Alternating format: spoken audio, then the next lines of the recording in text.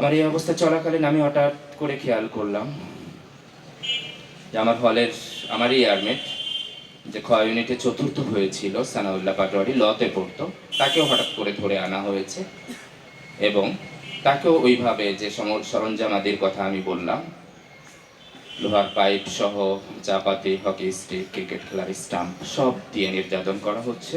আমি ফ্লোরে পড়া আমাদের এই ছোট ভাই যে মুক্তিযোদ্ধার সন্তান ছিল, সে খাটের এক কর্নারে বসা, আর সানাউল্লাহ পাটোয়ারি তাকে হচ্ছে খাটের উপরে বসানো হয়েছে এবং দুই হাত দিয়ে ধরে লোহার পাইপ এবং হকি স্টিক দিয়ে ইচ্ছা মতন পায়ে পিটানো হচ্ছে।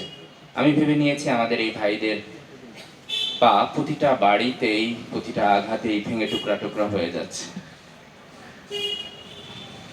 যখন এই অত্যাচার চলছিল, সানাউল্লাহ ভাইয়ের পা ফেটে আমার শরীর থেকে বিভিন্ন জায়গা থেকে রক্ত বের হয়ে অনেক বেশি রক্ত রুমে হয়ে গিয়েছিল।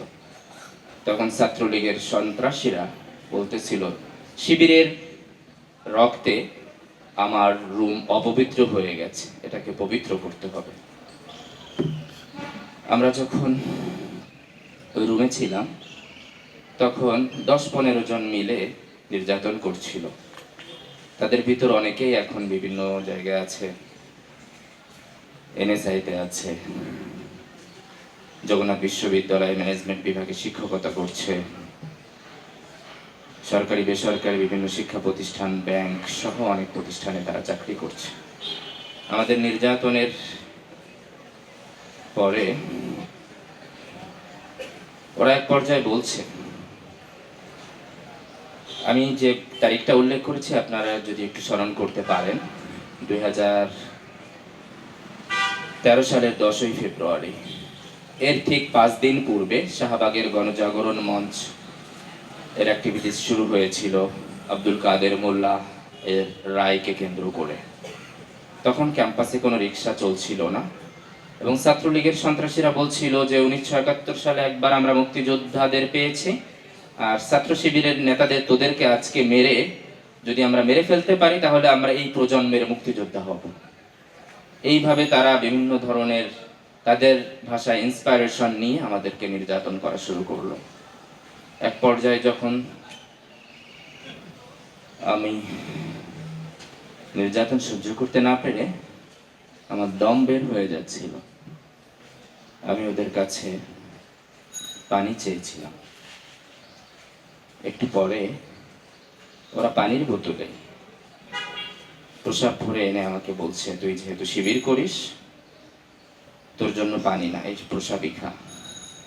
ওরা আমাদের এই ছোট ভাইকে নির্যাতন করে অনেক ছেলেপেলের নাম নিয়েছিল যারা শিবির কেউ করতো কেউ করতো না, কারণ ও জুনিয়র হওয়ার কারণে নির্যাতনের ভয়াবহতা শারীরিকভাবে এবং মানসিকভাবে সহ্য করতে না পেরে অনেকের নাম বলেছিল।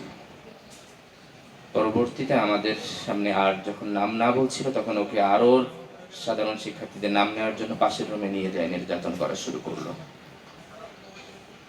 এর এক পর্যায়ে ওরা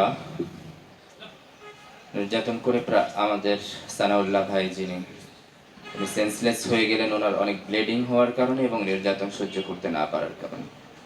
আমার সেন্স কিছুটা কার্যকর ছিল। আমাকে তখন 462 নাম্বার রুম থেকে নিচে ফেলে দিল। আপনারা যারা জানেন সবাই জানার কথা, নিচে মাটি ছিল না, ওইখানে মহসিন হলের কর্মকর্তা কর্মচারীদের রুম এবং গেমস রুম। আমি সেই কনক্রিটের উপরে পড়ি। ফরচুনেটলি আমার মাথাটা না পড়ে আমার 2 পা পড়েছিল, যার ফলে গাড়ি হঠাৎ করে পাংচার হলে যেভাবে ডেবে যায় আমি ওইভাবে ডেবে গিয়েছিলাম এবং পরবর্তীতে হামাগুড়ি দিয়ে আমি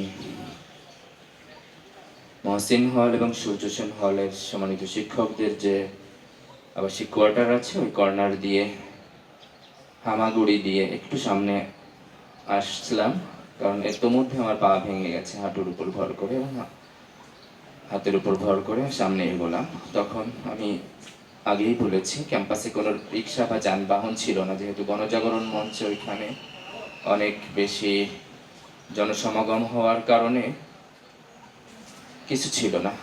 আমাদেরকে নির্যাতন করতে করতে সন্ধ্যা হওয়ার পর হয়ে গেছে। আমি হঠাৎ করে দেখলাম